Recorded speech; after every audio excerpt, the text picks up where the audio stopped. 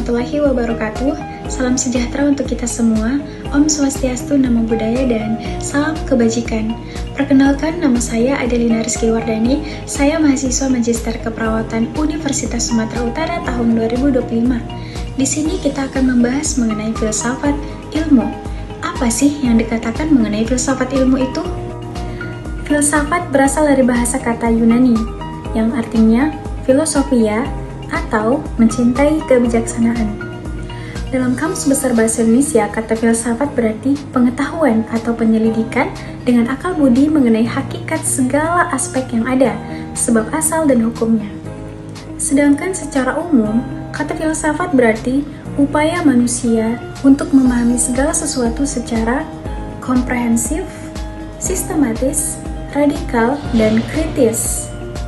Filsafat ilmu adalah bagian dari filsafat pengetahuan atau sering disebut sebagai epistemologi.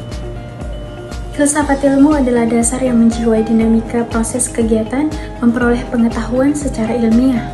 Yang tergolong ilmiah yaitu akumulasi pengetahuan yang telah disistematisasi dan diorganisasi sedemikian rupa, sehingga memenuhi asas prosedural, metodologis, teknis, dan normatif akademis. Fokus kajian filsafat ilmu itu apa saja sih? Upaya manusia dalam memperoleh pengetahuan didasarkan pada 3 masalah pokok. Yang pertama, masalah apa yang ingin kita ketahui, seberapa jauh kita ingin tahu. Di sini akan ditelaah melalui ontologi ilmu. Kemudian yang kedua, bagaimana cara mendapatkan pengetahuan? Di sini akan ditelaah melalui epistemologi atau teori pengetahuan. Yang ketiga, apakah nilai atau kegunaan pengetahuan?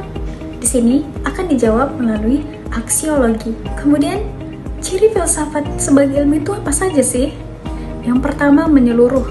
Artinya, bahwa filsafat mencakup tentang pemikiran dan pengkajian yang luas, serta tidak membatasi diri dan bukan hanya dipandang dari sudut pandang tertentu. Yang kedua, itu mendasar. Artinya, bahwa filsafat adalah kajian yang mendalam, mendetail, yang sampai kepada hasil fundamental atau esensial sehingga dapat dijadikan dasar bagi pengetahuan. Yang ketiga, spekulatif. Artinya, bahwa hasil pemikiran filsafat yang diperoleh dapat dijadikan dasar bagi pemikiran selanjutnya. Hasil pemikirannya selalu dijadikan dasar untuk menghasilkan pemikiran baru. Selanjutnya, kita akan membahas mengenai fungsi filsafat ilmu. Yang pertama, memberikan landasan filosofis. Artinya, filsafat ilmu memberikan dasar-dasar pemikiran yang menjadi pijakan dalam memahami konsep, teori, dan metode dalam berbagai disiplin ilmu. Yang kedua, mengembangkan wawasan epistemologis. Artinya, filsafat ilmu membantu dalam memahami bagaimana pengetahuan itu diperoleh, bagaimana kebenarannya diuji, dan apa saja batas-batas pengetahuan manusia. Yang ketiga, membentuk kemampuan berpikir kritis. Artinya, filsafat ilmu mendorong seseorang untuk berpikir secara mendalam, analitis, dan kritis terhadap berbagai asumsi dan klaim yang ada dalam ilmu pengetahuan. Yang keempat, membantu dalam penelitian. Artinya, filsafat ilmu dapat membantu dalam merancang penelitian yang lebih baik, mengevaluasi hasil penelitian, dan menginterpretasikan data secara lebih akurat. Yang kelima, menjaga dinamika ilmu.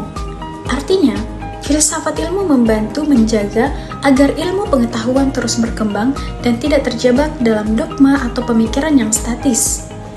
6. Membantu memecahkan masalah. Filsafat ilmu dapat membantu dalam memecahkan masalah kompleks dengan cara berpikir dan mencari solusi dari akar permasalahan. Terus, bagaimana sih filsafat ilmu dalam keperawatan?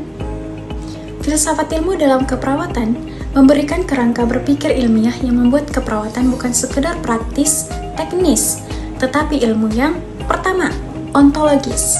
Ontologis itu berfokus pada manusia dan kesehatan. Yang kedua, epistemologis. Artinya, dikembangkan melalui metode ilmiah atau penelitian. Yang ketiga, aksiologis. Artinya, dipandu oleh nilai kemanusiaan, etika, dan tujuan peningkatan kualitas hidup. Penerapan filsafat ilmu dalam keperawatan berfokus pada pemahaman manusia secara holistik, penerapan pemikiran kritis, mengembangkan teori dan praktik keperawatan yang etis, serta penekanan pada respons klien terhadap kebutuhan bio, psiko, sosio, kultural, dan spiritualnya. Demikianlah mengenai filsafat ilmu dapat saya sampaikan. Semoga bermanfaat bagi kita semua, terkhusus untuk perawat dalam mengembangkan ilmu keperawatan. Saya mohon maaf apabila ada kata yang salah. Wassalamualaikum warahmatullahi wabarakatuh.